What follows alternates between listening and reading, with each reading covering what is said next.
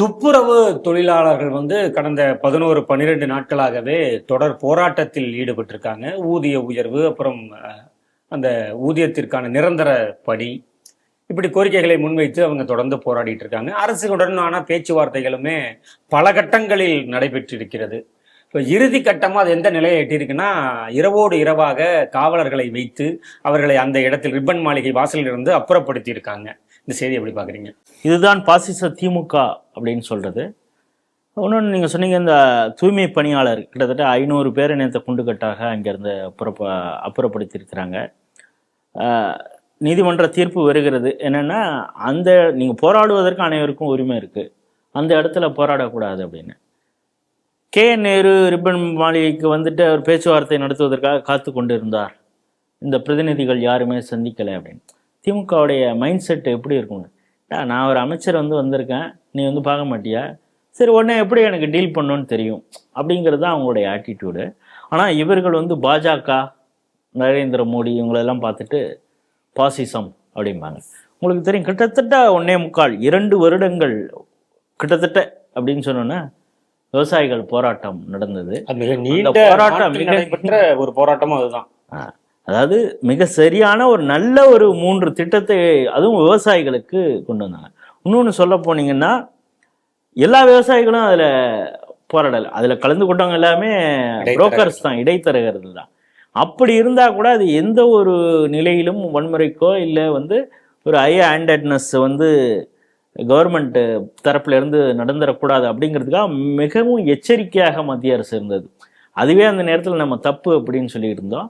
கடைசியில் விவசாய சங்கங்கள்லாம் முடிவு பண்ணி கிட்டத்தட்ட 80க்கும் மேற்பட்ட சங்கங்கள் இந்த திட்டம் நல்லது அப்படின்னு சொல்லி சுப்ரீம் கோர்ட் அமைச்ச குழுவிடமே அவங்க சொன்னாங்க. ஆனாலும் பெரிய அளவில் போராட்டம், அதற்கு பின்னால் இருக்கக்கூடிய அரசியல், அவர்கள் இது வன்முறையை நோக்கி கொண்டு போவாங்க ஒரு அச்சத்தில் முதல் முறையாக நரேந்திர மோடி ஒரு முன்னெடுத்த ஒரு விஷயத்தை கூட பின்வாங்கினார் அப்படிங்கிறத பார்க்குறோம். ஆனால் இதில் கிட்டத்தட்ட 2 வாரங்களாக இந்த தூய்மை பணியாளர்கள் போராடிட்டு இருக்காங்க. அதற்கு பின்னால் கம்யூனிஸ்டுகள் இருக்கிறாங்க அப்படிங்கிறது ஒரு பக்கம். அவங்க அதாவது ரெண்டுமே பேசிக்கிறாங்க. அவங்களுடைய ஒரு இந்திய கம்யூனிஸ்ட் விழாவிலேயே போய் முதல்வர் கலந்துக்கிறாரு. என்ன சொல்கிறாருன்னா, இதுதான் கூட்டணியிலே அவர்கள் இருக்கிறார்கள், ஆனால் மக்கள் சார்ந்து அவர்கள் போராடுகிறார்கள், அவருடைய கருத்துக்களையும் செவிமடுக்கும் இந்த திராவிட மாடல் அப்படிங்கிறாரு. என்னத்தை செவிமடுத்தாங்கன்னு நமக்கு தெரியல. அதாவது ஏதோ ஒன்று இவங்களுக்கு நெருடலாக இருந்தது அப்படின்னா, சுதந்திர தின விழாவில் டீ பார்ட்டி கொடுக்கறதோ, குடியரசு தின விழாவின் போது டீ பார்ட்டி கொடுத்தா கவர்னர் இந்த தமிழ்நாட்டுக்கே விரோதமாக செயல்படுகிறார், எங்களுடைய தீர்மானங்களை எல்லாம் அவர் ஓகே பண்றதில்லை அப்படின்னு சொல்லி அவர் அழைக்கக்கூடிய அந்த விருந்துக்கு நாங்கள் போக மாட்டோம். இப்ப கூட விசிக்கு அறிவிச்சிருக்கு, இந்த சுதந்திர தினத்துக்கு நாங்கள் புறக்கணிக்கிறோம் கம்யூனிஸ்டுகள் தொடர்ந்து. ஏன்டா நீ தான் இந்த போராட்டத்தை முன்னெடுக்கிறேன்னு உலகத்துக்கு தெரியுது. ஏன்னா அதற்கு பின்னால் நீங்க தான் இருக்கீங்க. அவங்களுடைய ஒரு அமைப்பு கூட வச்சிருக்காங்களே, உழைப்போர் உரிமை இயக்கம், பாரதி, அவங்களாம் பார்த்தாலே கம்யூனிஸ்ட் மாதிரி தான் தெரியுது. இன்னும் இன்னைக்கு 2 பேர் அழுகுறாங்க. யாருன்னா 2 அட்வொகேட்ஸ், வளர்மதி, நிலவுமொழி. இந்த வளர்மதியெல்லாம் உங்களுக்கு தெரியும், அது மோடியை பற்றி எப்படியெல்லாம் பேசியிருக்குன்னு. திராவிட மாடலை ஏற்றுனா என்ன ஆகும் அப்படின்னு திராவிட மாடல் போலீஸ் காட்டியிருக்குது. இது வரைக்கும் சென்ட்ரல் ஃபோர்ஸ் இவங்களை இப்படியெல்லாம் ஹேண்டில் பண்ணதில்லை. நீ மோடியை என்னென்னமோ கொச்சையாலாம் பேசியிருக்கிற, மேடை போட்டு இஷ்டத்துக்கு பேசியிருக்கிற, பஸ்ஸுலையும் ட்ரெயின்லையும் ஏறி இஷ்டத்துக்கு பேசியிருக்கீங்க. உங்களை இப்போ அதாவது அந்த ப்ரிமிசஸ், ரயில்வே ப்ரிமிசஸ், அது சென்ட்ரல் கவர்மெண்ட்டுக்கு இருக்குது. அங்கேயே நீ மோடியை எதிர்த்தெல்லாம் இதெல்லாம் பேசியிருக்கிற. உங்களுக்கு லாங் ரோப் கொடுத்தாங்க, மன்னிச்சு விட்டாங்க, எல்லாம் பண்ணாங்க. ஒரே ஒரு நாள் நீ அதிகப்படியாக பேசுனதுக்கு வச்சு எங்களை பெண் போலீஸ், அவங்க மஃப்டியில் இருக்காங்களா, அவங்க பெண் போலீஸ் தானான்னு எங்களுக்கு தெரியல, நைட்டு முழுக்க வச்சு எங்களை அடித்தாங்க, கை வளம், எங்களுக்கு ட்ரீட்மெண்ட் வேணும். அது உண்மையா பொய்யாங்கிறது அடுத்தது. இப்போ கத்துறாங்க, கதறாங்க. இதுதான் திராவிட மாடல், இதுதான் பாசிசம். எப்படி அவர் ஒருத்தர் பஸ்ஸில் ஏறிட்டே கடந்து கத்துறாரு, ஒரு அட்வொகேட் போல இருக்கு, அவங்களுக்காக போராடி இருக்காரு. அப்புறம் பல பெண்கள் சாபம் விடுறாங்க, இந்த ஆட்சி நல்லாவே இருக்காது அப்படின்னு. இவர்களோடு நாங்கள் கூட்டணியில் இருக்கிறோம், எங்களை இந்த ஒரு பிரச்சனை, ஒரு சின்ன பிரச்சனைக்காகலாம் நாங்கள் இதுலேருந்து வெளியில் வந்துட மாட்டோம் அப்படின்னும் கம்யூனிஸ்டுகள் ஒரு பக்கம் பேசுகிறாங்க.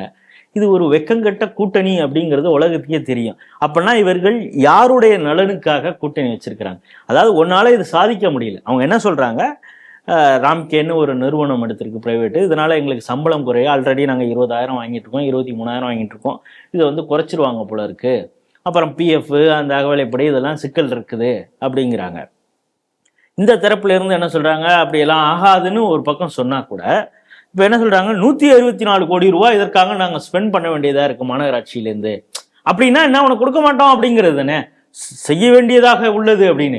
நீ 4,000 கோடியை வந்து வாய்க்கால் சரி பண்றோம், கழிவு நீர் அந்த இதெல்லாம் சரி பண்றோம் அப்படின்னு சொல்லிட்டு 40%, 50%, 90%லாம் கதை விட்டு கடைசியில் அந்த வாய்க்காலோடைய அந்த பணம்லாம் கோடியெல்லாம் போயிடுச்சா இல்லை எங்கே போயிடுச்சுன்னு நமக்கு தெரியாது.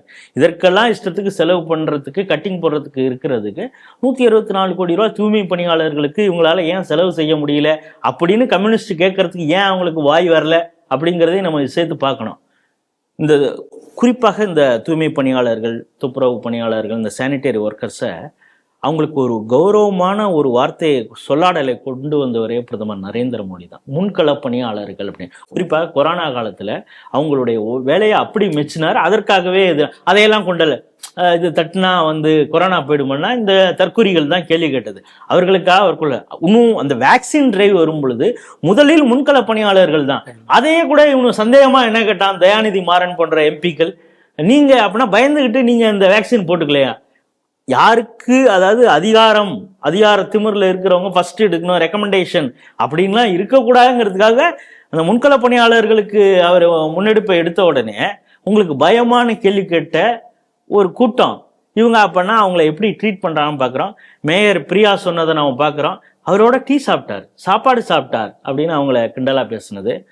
நீ அதை கேட்குற, நாங்கள் வாக்குறுதி கொடுத்தோமா, ஏன் கொடு அப்படின்னு சேகர் பாபு அலட்சியமாக பேசியது. அதாவது நைட்டு முழுக்க நாங்கள் டிஸ்கஸ் பண்ணோம் அவங்கள பற்றி அப்படிங்கிறதே அசிங்கமாக அவர் நினைக்கிறாரு. என்ன பேச்சுவார்த்தை நடத்தணும் அப்படின்னா எதுக்கு 2 மணி வரைக்கும் அங்கே உட்காந்துருந்தீங்க ரிப்பன் மாளிகையில் அதிகாரிகளோட? வேற என்ன பேசுறீங்க? HRNC மீட்டிங்கை ரிப்பன் மாளிகையில் உட்காந்து நடத்துனீங்களா அப்படின்னு. எங்களோட அமைச்சர் பேச மாட்டாரா அப்படின்னு அந்த தொழிலாளர்கள் கேட்குறாங்க. இந்த அளவுக்கு தான் இந்த திராவிட மாடல் எவ்வளவு அதிகார திமிரில் இருக்கு. நேற்று செய்திகள் சிந்தனைகளில் மிக சரியாக பிரியா வெங்கட் அவர்கள் ஒரு விஷயத்த சொன்னாங்க. 2 டேர்ம், அதாவது 2வது டேர்ம் யூபிஏ வரும் பொழுது அதில் இருக்கக்கூடிய ஒவ்வொரு அமைச்சர்களும் அவங்க மாநில முதல்வர்கள்லாம் இதை தாண்டி திமிராகலாம் பேசினாங்க. புழுக்கம் அதிகமாக இருக்குது, பஸ்ஸு சரியா இல்லை அப்படின்னா, புழுக்கம்லாம் இருந்தால் வெயில்லாம் இருந்தால் ஏசி பஸ்ஸில் போங்க ஷீலா தீக்ஷித் சொன்னாங்க. இப்பொழுது நம்மளோட கூட்டணியில் இருக்கிறார். ஆனால் அப்போ அவர் சொன்னதை நம்ம மறக்க முடியாது. இப்போ டெப்டி சிஎம்மாக இருக்கார் மகாராஷ்டிராவில் அஜித் பவார்.